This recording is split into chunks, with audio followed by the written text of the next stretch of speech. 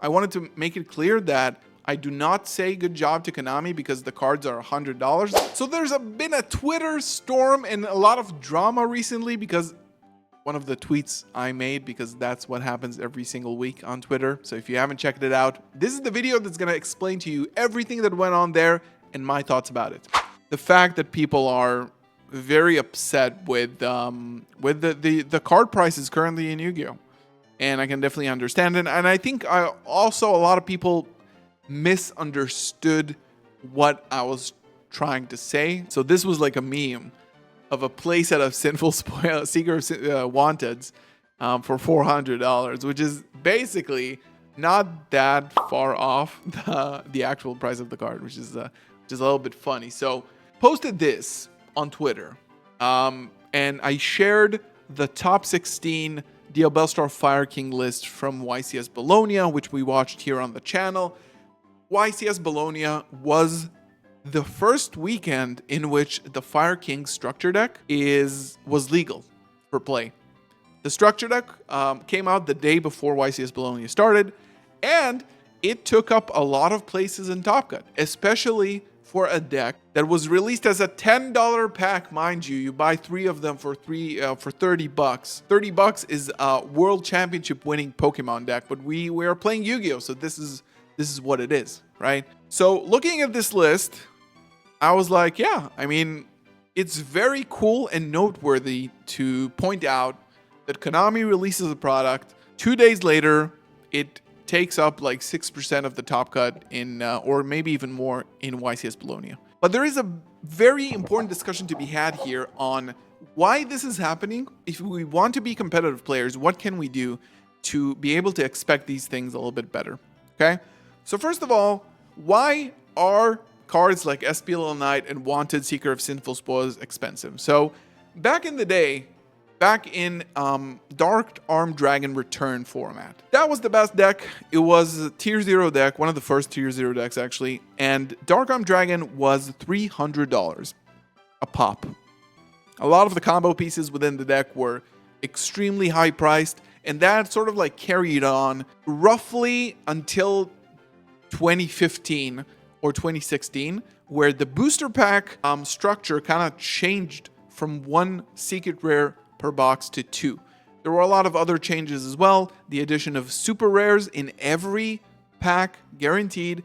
So saying that Konami doesn't necessarily do a good job at that is not entirely correct, because Konami over the years actually reduced card prices, because if you were trying to buy a Wanted Seeker of Sinful Spoils 10 years ago, it would probably have run you $200 and not $100 as it is today. This is how a lot of people stay notified on the actual trends of the game. We have something that is very uncommon to other TCGs. We have a parallel card game being played in Japan and Asia called the OCG. It is the same game that we have, right? It has a different ban list, but it also has a release schedule that usually releases cards between 4 and 6 months before we get them in the TCG.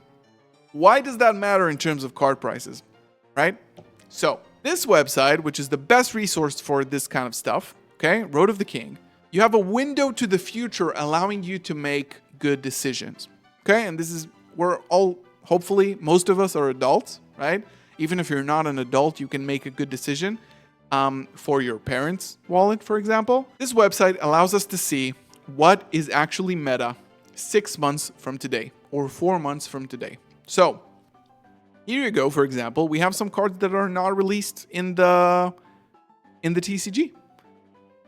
Here, there are 2 copies of Snake Eye Populace and 3 copies of Bonfire in the deck that is unequivocally the best deck for a while now, Fire Kings. Now, if you see this, and you see this over time, and you actually invest time and effort into studying OCG trends, it doesn't translate every time 1-for-1 to the TCG, but it can give you a really good idea, maybe, what you should save your money for. So I will say, right, if you already have the structure deck, and if you're already interested, right, this guy's playing too Wanted, might be too expensive for him, right? This website and seeing into the future can help you think about, hey, this card releases in Maze of Millennia in January. I don't know what rarity it will be, but if I want to play this deck, it seems like it's essential. And it seems like every deck is playing it. Hey, Rescue Ace is playing it too. You can make a good guess. If I'm short on money and if I have a budget,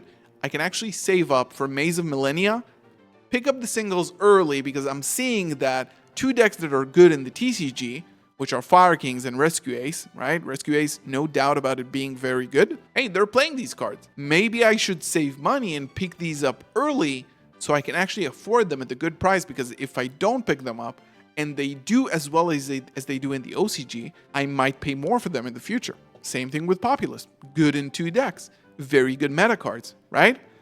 Moving on. We got Branded, okay? Maybe that's a little bit irrelevant.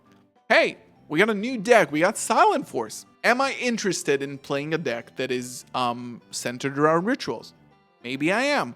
Maybe it's a good time to pick up Diviners now before this gets announced. Maybe Pendulum Graph Dragon.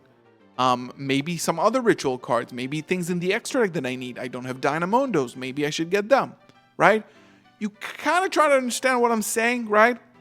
We have a very good resource in websites like Road of the King that allow us to actually see into the future and know that we can actually make good investments in Yu-Gi-Oh! And not just wait for cards to become $100 out of the blue, because it's not out of the blue.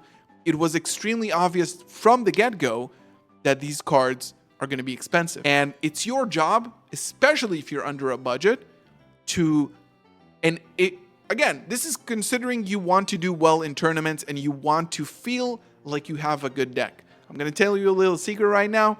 Even if you have 3 Wanteds that somebody gifted you on the street, it doesn't mean you're going to do well in a tournament. Okay? So money doesn't matter. And Pack actually showed that when he topped tournaments with 3 structure decks. He proved that you don't need expensive cards. So again, if you care about doing well in a tournament and you feel like good cards and expensive cards are the thing that actually does it for you, save up, learn the release schedule, look at OCG trends. This is all available to everybody. This is not a secret. All right, guys?